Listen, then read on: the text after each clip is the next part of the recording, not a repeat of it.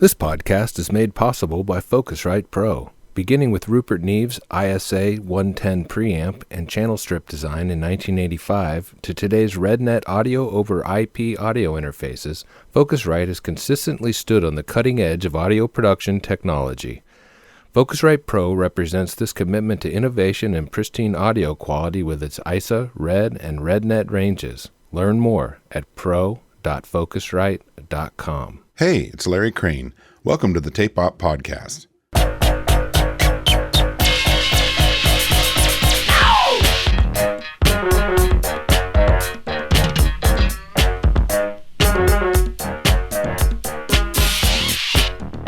Composer, musician, and producer James George Thirlwell has been known as JG Thirlwell, Clint Ruin, Frank Want, and most famously, Foetus and its many incarnations. Lately, he has been doing quite a bit of scoring for television, with Archer and the Venture Brothers among his credits. I dropped in at his Brooklyn loft a while back to learn more. Enjoy. I'm gonna be short, tell you a story about life and depravity, about the MARQUISDESADE. But first, I'm gonna tell you what it's not doing into you. So let's start with you. Yeah, okay.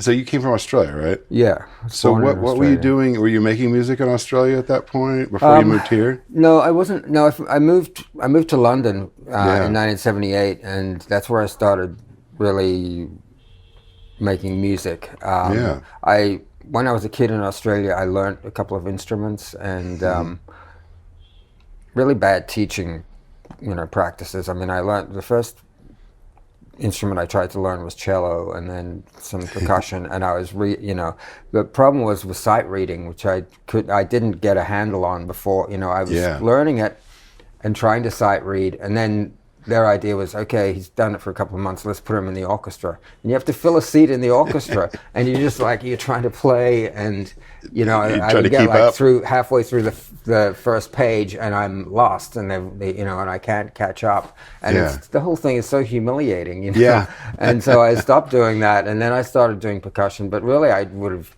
been better to just give me, teach me some chords on a guitar or something, right?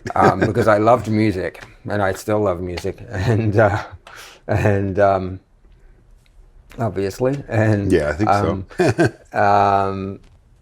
So that was the end of that chapter of my attempting to play an instrument. And then when punk rock came along, that democratized the idea of that you didn't have to be a virtuoso, and that anyone could play, and you could pick up something and make sound with it. And then I bought a bass guitar, and I played along to records, and so sort of taught myself that. When I moved to London, I was 18. I knew that I wanted to be involved with music, and that was, there's so much happening, and it was just an amazing time to be there. I was there from 78 to 83. Right. And so I moved there, I bought a bass guitar, and then I bought my first synthesizer, which was a Wasp. And not as common over here. They weren't? They're not as common. They're not as common in the States, but it was like 99 pounds. Yeah, they're super affordable. Yeah, and I'd heard about it, and I thought, that I want to try, and it ran on batteries. It had a built-in speaker. It was and that was like my entrance to making electronic music. And then I got a digital delay as well. Not a digital delay, a delay pedal, which was, I don't think it was electro-harmonics, but it looked like an electro-harmonics thing. And like the big silver ones? Yeah, big silver thing with knobs. And so I had those things, and I would just sort of make tapes in my room. And to cassette or something? Yeah, to cassette. And if someone else, if I had a roommate who had another cassette player, I'd go cassette to cassette. Right. Oh yeah, me too. And so after one or two generations, it would get so distorted, but then it would have its own sound. Right. And that was my ideas bank, and I think around about that time, somewhere along the way, I also got a Korg MS-20, and so I was making tapes with that, and then I was at the time. I did a lot of squatting in London, and I was also Yeah. working for Virgin Records in the retail side of things. Just one of the record stores. Yeah, on Oxford Street, on Oxford Walk, and so a couple of things happened around that time. One of them was my roommate, when I was squatting at this time, was this guy Keith Allen, who's a comedian, and he was saying, you shouldn't, I know you like to make tapes in your bedroom, but you should get out and play with people. And my friends Sue and John are restarting their group, and they had a group called Prague Vec. I don't know if you ever heard that group. No, they put out a couple of singles, and they were really good. And I used to go and see them play. PRAG, small lowercase, and VEC uppercase. Okay. So I knew who they were, and he introduced me, and so I went to play, went over to their place, and we started playing a bit, and they had a Wasp as well, and oh, cool. And they were making things, making some kind of electronic things and making songs, so I went and started to play with them. As a result of playing with them, I realized that I didn't want to work in a democratic way, It's good to find out, though, right? Yeah. Because you need to know if that's conducive or...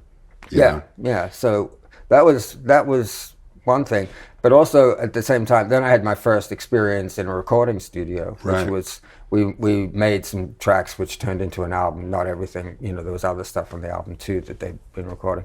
Yeah. But we recorded, I think it was in a 16-track in London, and it was engineered by Jerry Shepard, who was the bass player, I think, of the Glitter Band, Gary Glitter's band. Wow. And so that was awesome, because Gary Glitter was one of the first groups that I ever went to see, and and I got a chance to sort of ask him about the Glitter sound and stuff like that. That stuff sounds so layered, like the crazy triple drums or whatever. All those things that are going on those records. Yeah, they had two drummers. Yeah. And then he said that they would tune all the guitars to an open tuning, but just in octaves. Right. Not even, Oh my God. And then they play them with slide. And that was how they got the sound. Yeah, right.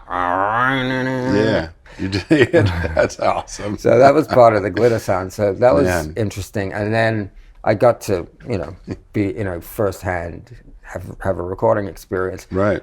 Around the same time, working at the record store, I was very interested in experimental music and post-punk, and and that's where I kind of started to get deeper into contemporary classical, 20th century classical music and stuff.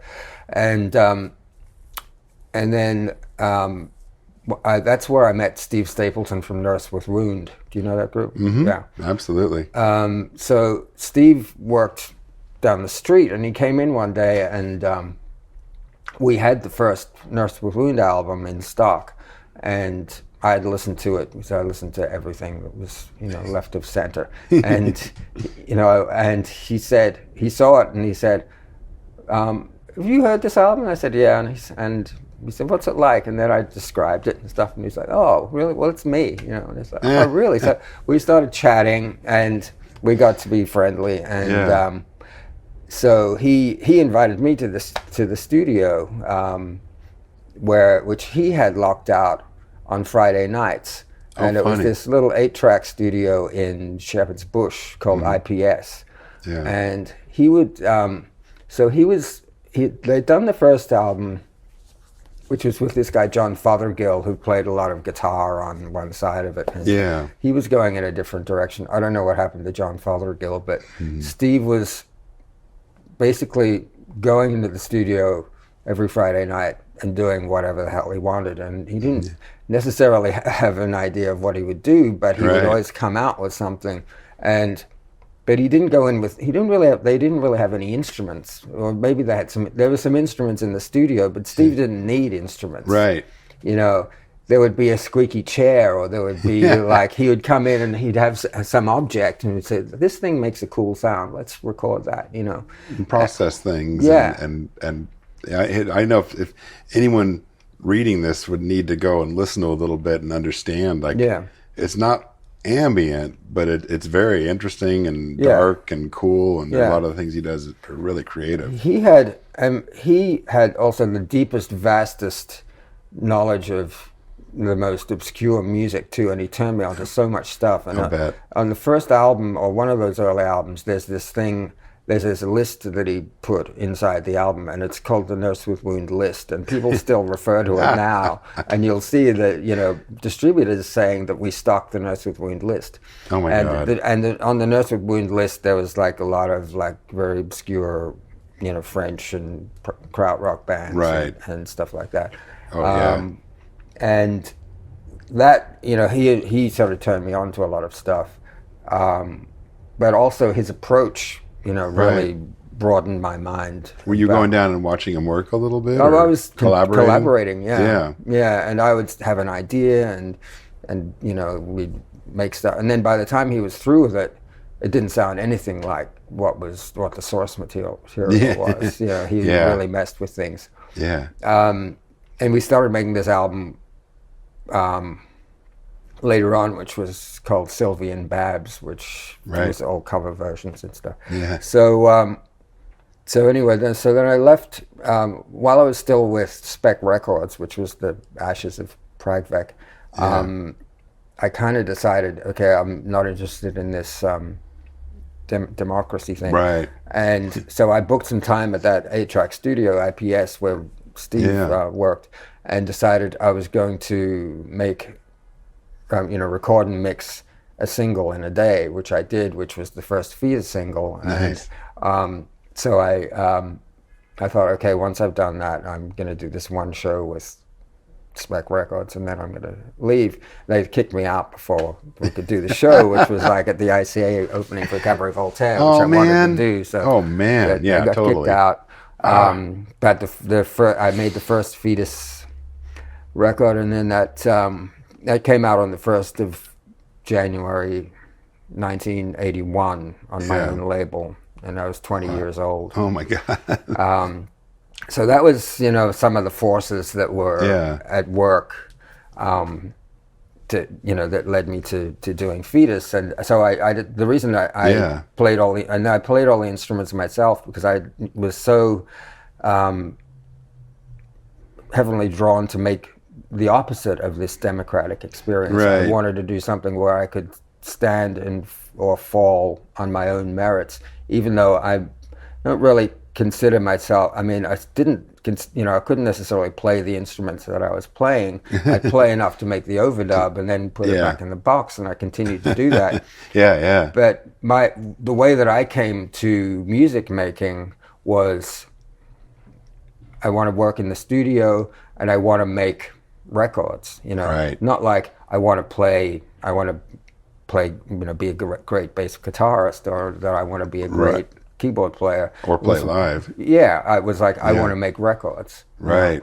And I want to make music that I want to hear, and music that maybe, isn't out there. Yeah. And music that's interesting to me and inspiring to me, and this is my avenue of expression, and I want to do whatever the hell I want. And so I put it out on my own label. How did you figure out how to start a label even? Well, one way that I figured it out was I worked in a record store. Oh, right. And I knew how records were distributed, because we talked to distributors, and it was the other thing that when I got there was the kind of the dawn of independent labels, because Rough Trade had been going releasing stuff for about a year. Yeah. I went to Rough Trade every Saturday morning and went and looked at the new releases, and I started to meet people there. Yeah. And then there were bands like the Desperate Bicycles and Scritti Politti, who were printing on their Desperate Bicycles would say, it was easy and cheap, go and do it. Yeah. And on their record. Yeah. And then Scritti Politti, on their first single, they put it was a 7-inch, instead of a sleeve, it was kind of like a stapled piece of paper, and on the paper they printed a breakdown of how much everything cost. And it was like, this is how much it cost to press, this is how much we spent in the studio, blah, blah, blah. Yeah. And then and there were fanzines like Sniff and Glue that were like, here's 3 chords, now go and form a band. Totally. That was a lot of the atmosphere there. And I knew how records were distributed. And so I just had to, I looked up a pressing plant, and I called them up, and I said, "What do you need?" And how much? So I had been to art school, so I did the sleeves and stuff, and then they said, "Well, do you have a publisher for this?" And I said, "No." And then they put me onto Cherry Red, who was publishing company, and then I met them, and then things sort of fell into place from that. And I really, I knew where the music papers were, so in my lunch hour, I sort of went to the music papers and I gave them out, and I went to the BBC and I put it in John Peel's little box, and as you do. And that's how it kind of worked. Did he play it? Yeah, he played the first single. Yeah, that's a nice start. Yeah, great start. It's an honor. Was an honor, to have him notice your music and care and present it to everybody. Very he also used to come down to the record store. Oh, really? Occasionally, yeah, because we had, when I started working at the store, it had more of a disco orientation. Yeah. But I worked at the singles counter, and I was like pushing more underground stuff. And there was such a plethora of it then too. Oh, yeah. I mean, you're getting things showing up. Just. I remember. I'm like 2 years younger than you, and I'm always just fascinated by the culture in England, the music culture, and then you'd find out about all this stuff. Yeah, amazing. But not only that, we were getting all the imports too. So we had the U.S. imports, and German imports. Oh man, yeah, and a lot of obscure stuff. Yeah, and so it became one of the places where someone would come if they were looking for something weird. And we had, we had put, a huge wall of all the sleeves, and people would come and stare at the wall and say, "What's that? What's that? What's that?" And I would be pushing my own stuff. Could they listen? Were there listening booths or anything like that? Listening booths, but we would tell them about stuff. Yeah. Sometimes we didn't really. Sometimes we play stuff for people, but we were constantly like playing music to bring people in, and then putting on music that would drive people out. Right. Yeah. So it was. Oh my God! It was good times. What happened after the first single and stuff? How did you proceed with recording and the Foetus band concept? Well, I did. Within the next 2 years or so, 2.5 years, I released 3 7-inches and a 12-inch EP and 2 albums while I had a full-time job. Right. And it was evolving each time, and I would take the money from one release and put it into the next one. Yeah. So I did the next single, which was "You've Got Foetus on Your Breath, Wash It All Off." I did that really quickly, actually, and it's totally different from the first one. And that's when I started to get a bit more of a handle on my vision, and my voice, literally my voice. And that I recorded in a little 8-track studio, and different 8-track studio, which I don't know how I found it, probably in the music papers or something. Right. Which was underneath a pet shop somewhere in South London. You had to walk through the pet shop and climb down this ladder, and then you were in the studio. Yeah. So it was a little hole in the wall places. I've been to studios like that. Yeah. Like go through the banjo store or whatever. Or the ukulele store. There was one like that. And you go downstairs and there's a studio. Yeah. So I don't remember the name of that place, but that I may have had the luxury of doing 2 days there. Yeah. For recording and mixing. Did you have to have things pretty well mapped out, or were you kind of being a little more like Steve? Okay, so I had systems that I devised. Yeah. I would have my own form of notation, where I would I'd figure out how many bars of intro. The first verse is this many bars, and the second then there's a break, and then this happens, and I'd have it all written out, and I'd run a click track, and then I would do a count track where I would say, okay, chorus, blah, blah, blah, 1, 2, 3, 4, okay, middle 8, weird section, breakdown, things like, or whatever.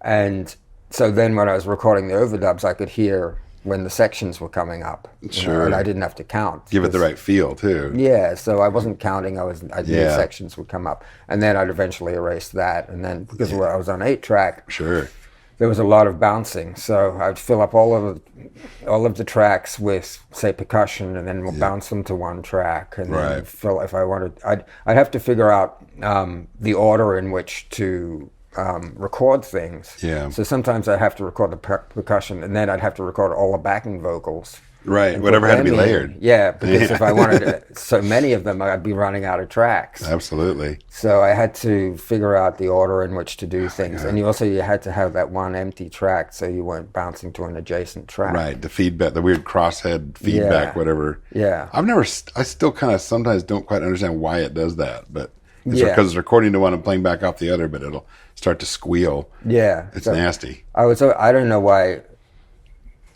that happens. We'll ask a technician, but a sidebar of this article. Yeah, I was always told to do that, so I would always go in and I'd say, "This is what the order in which we record things." Yeah, and then fill it up like that. And and funnily enough, on that first single at IPS, I guess they had a plate reverb, and I'd been listening to records, and I wanted to have a big drum sound, and so I thought the way that you could get a big drum sound is like putting lots of reverb on the drums. Oh yeah. And I'd recorded the drums myself. I can't remember. I might have even played a kit on that. Yeah. But so I put lots of reverb on the drums, and then it just became this big wash, and it really put me off reverb. So, so it took me years to get back into accepting reverb, and so as a result, a lot of those records are very dry sounding, and so like that particular record is probably totally dry. But there's a lot of people think that there were samples on those things, or like, but it was live drums. But I would record the drums one at a time. I'd record the hi-hat. And then I'd record the kick drum, and then I'd record the snare, and then bounce all that stuff. It gives you a different feel because you don't have those pauses where you're hitting another thing or something. And you're playing totally undrummily, the way a drummer couldn't play. So I would do that, and then my other best friend at that time was Speed. And so I would like record things at half speed, especially like pianos and stuff, and then they'd be really fast. And and backing vocals too. Vocals at all different speeds. So I had sort of choir that sounded like different people, and always works. So those were some of my tricks, and then tape echo. Yeah. So those were the sort of things that I would use in those days. What were the engineers like at these various places early on? They like were all pretty open-minded, Yeah. I mean, they would sit, I'd tell them what I wanted to do, and they'd say, we can do that. And then, I'd say, well, what happens when we do this? And, they'd show me and stuff. And, but no one's stubborn or making, sometimes there's stories early on when you're up against someone, they know how to run the thing and you might not. And then you're like, No, I don't think I've ever had that experience. That's good. Well, there were one or two experiences I've had with kind of incompetent people, but not with, I've always found that when I've suggested things, they're more than willing to try them because it's exciting to them to do something that they don't normally do, Right. But quickly after that second single, I made an album, and then I did that at this studio in South London called Lavender Sound, and that's where I met this guy Harlan Coburn, who was the house engineer, and I worked with him quite a lot after that, the same guy, and he was really good for sort of suggesting some things, which I put into my toolkit. And one of those things was, because I was still anti-reverb at that point, was recording ambience. So there was a nice stairway there, and I used to put the drums at the bottom of the stairs, and we would mic the top of the stairs and things like that. So that's when I started to get room sounds on things, and it was like, because everyone heard Flowers of Romance, and said, how do you do that, Yeah, right? Yeah. It's got that weird, that echoey thing. That's funny as hell. Well, that was Nick Launay, and that was right. And I think that was the Virgin Townhouse or something like that. Yeah. And they, it was just ambient mics. Right, just a lot of them. Yeah, a lot of room mics. Oh stuff. yeah. That's a crazy record. Yeah. I'm going to see them coming up. PIL's coming through. Yeah. They just played here on last Monday. Did you go? No, I saw them the previous time. Well, the previous time I saw them at Music Hall of Williamsburg. And it was great, but I didn't feel like... I haven't seen him since '84, so... Oh, wow. Wow. And Martin was still in the band, I think. Yeah, might be time to go again. Yeah, it's kind of... No, you're due. Yeah. That's pretty funny. Yeah. Oh, my God. Yeah, reverb is... I'm glad you brought it up, too, but reverb's a very strange thing. Reverb and then room tone ambience are very different things. Artificial reverb, I should say. Yeah. You know, a plate or a digital device or whatever. And it's like when you... recording through the 80s, you could not avoid the reverb discussion one way or another. Yeah. How much or how are you going to use it or what kind you're going to use or what you're going to use it on. It was a very different world. Yeah, well, the 80s was about gated reverb, too. Yeah. A lot of that, gated reverb, that sort of thing. Sounds. Yeah. And I definitely used those, and I started to lose my reverb phobia, but I was still using hallways and stuff to record drums. I would always put snares in hallways and bathrooms and stairways and stuff that so those were just Vari-Speed was a big tool in my arsenal, and at Lavender Sound where we did those, I did the first album and then I ended up doing the second album there and a 12-inch EP and some other stuff. It was really bare bones what they had. We had like a tape, a 1/4 inch for tape delay, which I would put straight onto the instrument, and so it would be on tape already. Commit it. Yeah, commit it. Yeah. And then there was a clap trap, which was so I would use the clap trap, and then there was one kind of delay box which had about 5 settings on it and one knob, and I can't remember what it was. But that I would use sort of for regeneration and things like that, Weird oscillating sounds. Yeah, and I think, I can't remember what else we used, but that was the only piece of outboard there. It was just that. And I don't know if they had a plate, but if they did, I didn't use it. But there was really no outboard.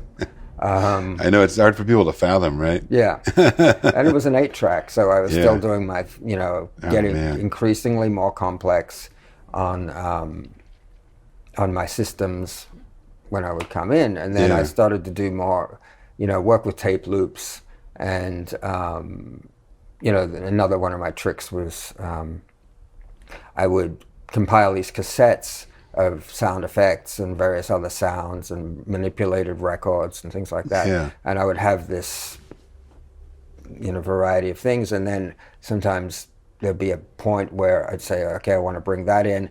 And I would just find it on the cassette and then just have the pause button and then just spin it in at the right time. So there's a lot of that type of stuff. Flying it in. Yeah, flying it in, and then tape loops going around the studio, and then just like recording them, and then doing another one, and then filling up like 6 tracks, and then bouncing them to one, but like punching them in and out as they went across, and then you'd have this one track of that, and then you do that again, and submixing kind of on the fly. Submixing on the fly. It's weird. Yeah. Yeah. Oh, I did that. I remember doing stuff like that in the studio because you're trying to.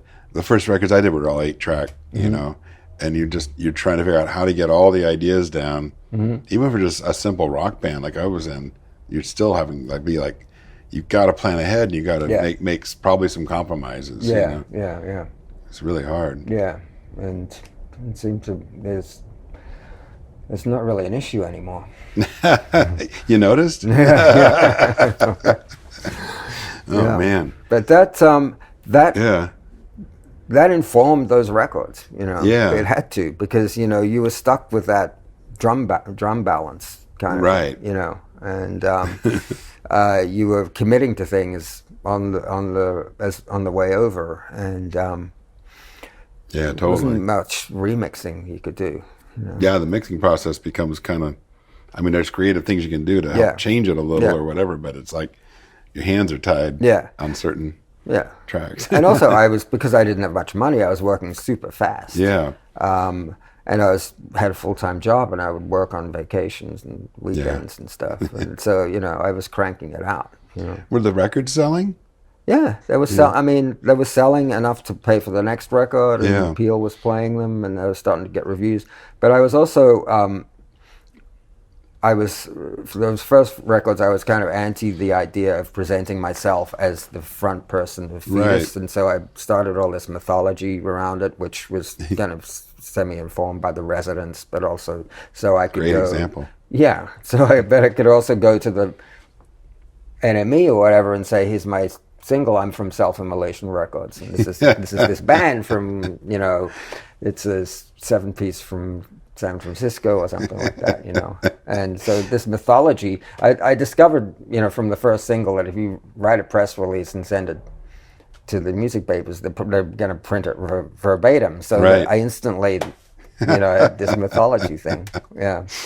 Did you keep changing the story behind it, or? I did, yeah. At first it was, Foetus Under Glass was 2 Brazilian statistics collectors and their pen pal from Athens, Georgia. And then those guys had a fight, and then one of them formed You've Got Foetus on Your Breath, which was a 7-piece from San Francisco. And then I had the names of all of the people in You've Got Foetus on Your Breath, one of whom was Clint Ruin. And that's right. And then Clint Ruin popped up later.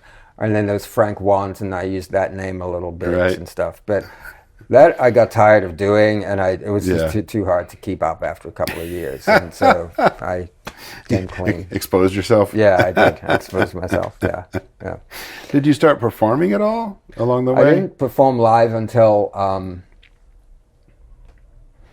think the first time, as Foetus, the first time I performed live was when we did this thing in the Immaculate Consumptive, which is actually what brought me to New York. Yeah. And it was a thing that Lydia Lunch put together, which was myself, Lydia, Nick Cave, and Mark Almond. And we just did 3 shows. It was Halloween '83. We did 2 shows at Danceteria and 1 show at the 930 Club in D.C. Mm-hmm. And that was like, each of us had a few songs, and then we had duets and, you know, 1 song where we all played together. We had some instruments and backing tracks and stuff. And so when I came here to do that, then I stayed in New York. It was like the opposite of London at that point. What was it that attracted you to New York at that point? Well, I'd been living in London, which was for 5 years. New York at that time was very East Village centric. And there were people that probably never went south of Houston or north of 14th Street. That's where you stayed. That's where everything was. And also it was a 24-hour city. You could walk everywhere. Yeah. You know, the bars were open till 4, you know. Quite unlike London, especially. Yeah, then. Well, London was sprawling. The tubes stopped at midnight. You know, the bars closed at 11. Yeah. It was so different, you know. So I fell in love with it, and I didn't go back. I eventually went back, and because I was with this label Some Bizarre at the time, and I was going back and forth recording. Right. But after a while, you know, I had an apartment with Lydia here in 84 on 12th Street. And that was the first apartment that I had here. But, you know, before that I was staying with a bunch of people. But I got involved with Some Bizarre in about 83. And that's when I graduated to 24-track. Right. And that was, you know, then I was a kid in the candy store. You were going to studios that had those instead of 8-track? Yeah. And it was like, it was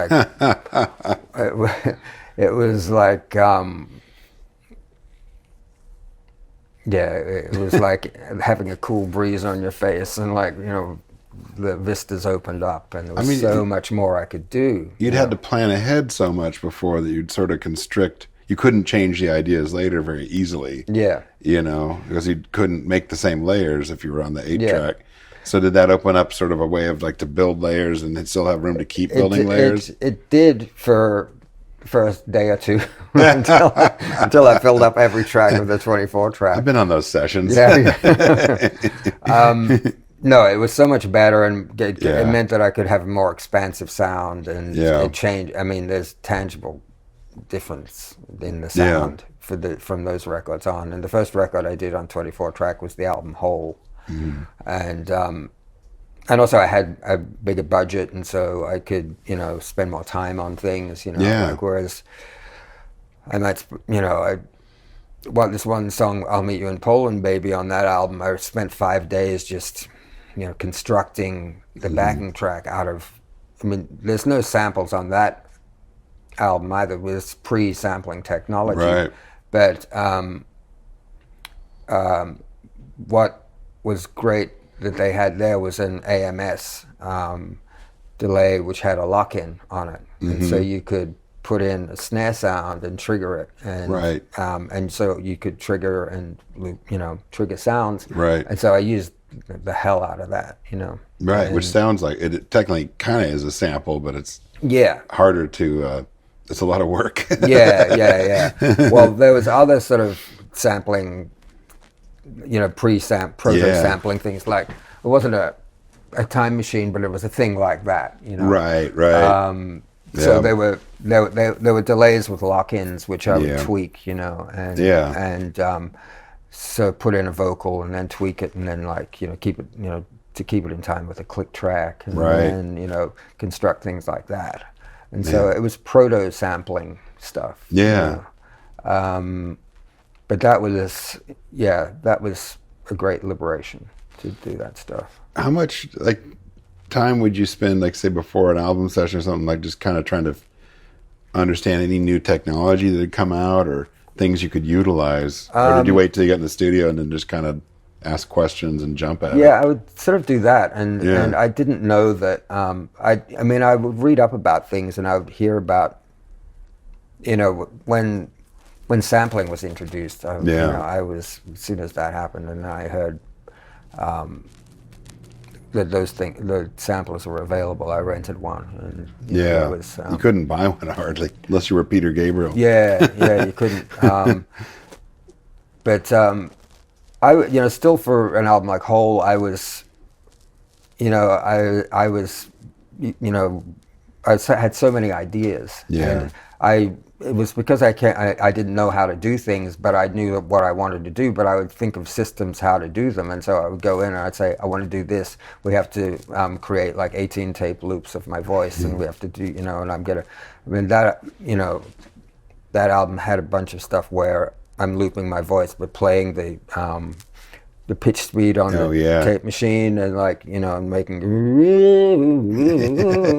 and making tracks like that, and then again using the mixing desk to create parts, and I'd have have notes, and so I could make chords on the mixer, and then bounce that across, and then that would be the sort of the backbone of the composition, and then I'd start overdubbing on that, and that stuff took a lot of time. I was just gonna say, it has to. There's just no way around it. Yeah, so things like that, and and then I would get in, and then the engineer would say, well, we can do that with, we can do this. We have this AMS, and Right.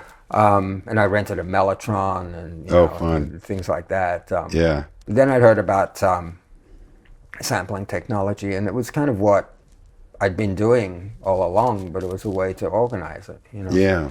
But sampling times were still very short. Yeah. The bandwidth wasn't very good, so you'd have to record things at half speed, and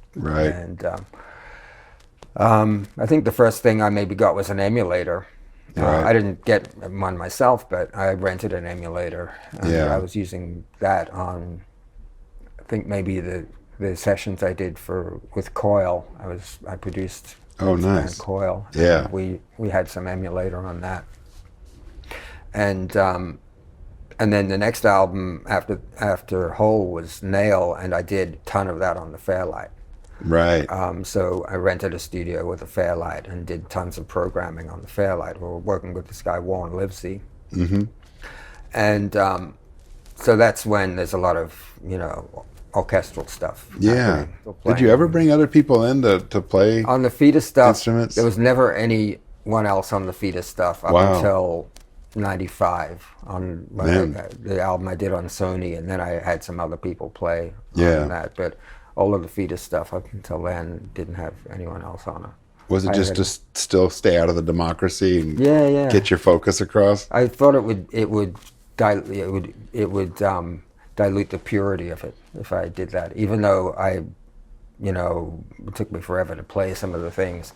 I didn't want to dilute that purity because that's what Foetus was. Yeah. And then I relaxed that a little bit later. How do you feel about that? Was that transition interesting to have people come in and play parts? And, it was. It opened up a lot, But I mean, I probably could have done that earlier, but I didn't. And I saved yourself a couple hours. Yeah, but I didn't. So for whatever reason, I didn't. And it's fine. And then a lot of the stuff I do now, I play everything on, but I bring in people when I need to. Yeah, I figure. Yeah, there still was a mythology. I know that you'd made up the sort of fake resonance things, earlier, but there still was like, I mean, I remember picking up Forced Exposure or magazines like that. You'd remember, I'm sure, and being like, this guy sounds intense, or if there was an interview with you that it wouldn't be, you weren't talking about picking daisies, I guess, or something. No. Were there still was there an image you were cultivating for who the Foetus was with that, or was it just an extension of you completely? Yeah, it was just an extension of me. I mean, I was pretty full on, and full of piss and vinegar. Yeah. I mean, like when I first met you, I was like almost a little nervous, like at the trade show or something. I'm like, this guy can be intense. Like, what are we going to, and then you're like just chatting away and being nice. I'm like, okay, that's good. Whew. Yeah, well, I would hope that I evolve, if we all evolve over our lives, We try, right? Yeah, exactly, yeah. I mean, I don't mean it in like a weird way. Like, I think you're going to be like, who would be exactly the same person they were when they were in their 20s or such anyway. Yeah. But it's just funny to me, like, those records did have an aura and they make an impression. Yeah, oh, they're intense. Yeah. But, I think I still make intense records, but they're intense in a different way. Were there any records you heard that kind of gave you insight as to the direction that the Foetus project took? Not consciously with Foetus, because I wanted to come at it, with a sort of certain purity to it. But I mean, I couldn't help but, I mean, I'm still like a whale that devours plankton, and that plankton is music, And I just take in so much stuff, and you can't help but exude some of what you're taking in. Right, yeah. And so it's informed by, thousands of years of listening to listening to music. Feels like. Yeah. And I think that the same was true when I started making music. And it's weird because I think that, like, if you listen to music in the first couple of years of what I was doing, I can look back and I can see strands of what's happening there, and it's colliding there. And that's because I was, a big revelation for me was discovering like Steve Reich and his early tape experiments, and like It's Gonna Rain and Come Out and things like that. And I used to listen to that stuff over and over, and those are so cool. Yeah, and it blew me away. And then his later phasing experiments, and then Philip Glass, and that stuff, I can hear that sort of repetitive thing going on, and also the total lifts of some of the ideas of Steve Reich, but also I then around that time I was also reading John Cage and Stockhausen's ideas, and they somehow like I would read about Cage like mapping a score to this a celestial map of the sky or something, this using random stuff like that. Right. Like, that's interesting. How do I and I'd apply that somehow, but it would also be there'd be a bit of James Brown in there, and then there'd be a bit of Throbbing Gristle, or there'd be a bit of 10cc in there or something or whatever, right. you know. I mean, when I look back on that stuff, because I think a lot of the music that was bleeding over and what I was trying to, you know, what I responded to with a lot of the music that I listened to when I was a kid growing up, when I was listening to, say, you know, you'd listen to, say, Alice Cooper or Sensational Alex Harvey Band, who were like big favorites of mine when I was a kid. They would do tracks like, they would have their rock band track, but then all of a sudden they'd break, you know, there'd be a big band in there or something. Or like, you know, there'd be, you know, a string arrangement or, you know, but it would like turn on a dime and it would be like that for, you know, 12 bars and then it would be back out. And I always liked that sort of, you know. Contrast? Yeah, that contrast and that kind of schizophrenic kind of arrangement, like of ideas, and like I said, I mentioned 10cc, but like very heavily produced and using studio technology and I said this to someone recently though, but you know, my earliest musical memories are of you know, Warner Brothers cartoons and the way that first of all, that was my introduction to classical music, but the way that stuff is cut up, it's crazy. Yeah, it's just like you know, you know, and then into you know, boom, boom, boom, boom, boom, boom, boom, boom, you know, that type of thing. I mean, that I think that sort of there's elements of that in my early music and probably in my music now. You know? But it's, I mean, I would say, relating to what I was trying to express earlier, it's a destabilizing of the listener so that you can keep them on edge. Yeah. Even if the music's not abrasive, if it's shifting so fast or has contrast, it kind of... Yeah, it's disorienting. You know? Yeah. And you can do that with keys as well. I mean, like, you know, dissonance and a lot of other stuff. I mean, it must be a huge gulf of difference between like a Foetus record and a soundtrack because of where you put your own creativity and your expression and ego. Yeah, well, I you know, before... I'd done some scoring before Venture Brothers came along, but not the volume of scoring that I've done now, you know. And the thing is, you know, scoring is like doing a commission. You know, you have guidelines. You know, like if you're commissioned to do a string quartet, you know, you've got 4 instruments. You know, right? They sort of say, well, how long do you want it to be? You know, and it's 10 minutes or it's 20 minutes. You have these guidelines. Right. Scoring is like a commission too. It's once I've made my notes, I know that I've got to do a cue that starts at 1 minute 6 and it goes until 2 minutes 32, and I know it's got to be this emotion and it's got to have this break here and that break there, and it's going to change tempo here and then go. So I've got like this template of what needs to be done. When I come to do my own projects like Foetus or Zordox or whatever, I usually have that template in my head anyway. I mean, and I don't sit around on an instrument coming up with ideas. I usually have the idea in my head, and then I go, okay, how do I get this out? You know, like melodically or thematically or conceptually. You know, tempo and the type of if it's going to be aggressive, it's going to be dark, it's going to, or whatever, if it's what it's going to be, you know, or it's not going to be those things. And then I'll put a skeleton down, I'll get the template, and so I guess that I always have a sort of a guideline, but you know, because music is problem solving. And so, you know, it's problem solving by itself. It's like, how do I get from A to B? How do I get from this troubled head onto tape? You know, so there's this thing's coming out of the speakers. You know? Right. And then with scoring, it's the same type of thing. You know, it's like, how do I, you know, elevate the material, make it exciting, you know, make it so I'm proud of it, and put, you know, either get out of the way of the story or get out of the way of the dialogue but still be there, or, you know, or propel this, but how much sound design is there going to be? What am I going to clash with? You know, there's all sorts of things to think about.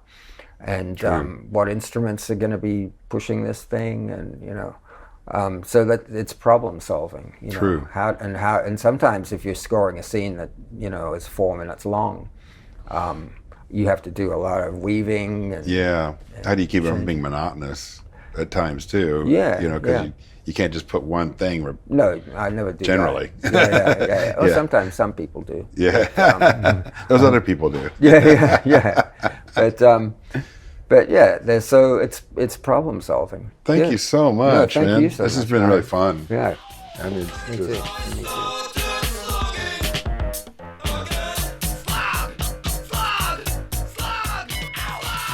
Thanks for listening. Find us online at tapeop.com, Facebook, Twitter, and Instagram. Until next time.